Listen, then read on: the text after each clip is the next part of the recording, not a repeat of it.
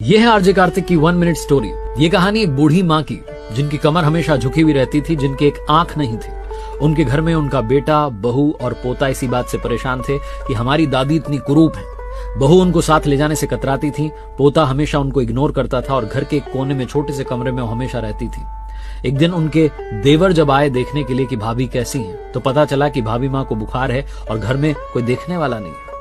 जब उनका बेटा वापस आया तो चाचा ने अपने भतीजे को बहुत डांट लगाई कि तुम अपनी माँ का ख्याल नहीं रखते। बहू को बहुत डांट लगाई कि आप अपनी सासू माँ की सेवा नहीं कर सकती। तो बहू ने गुस्से में कह दिया कि कितनी कुरूप है, इनको कहां लेकर के जाएं।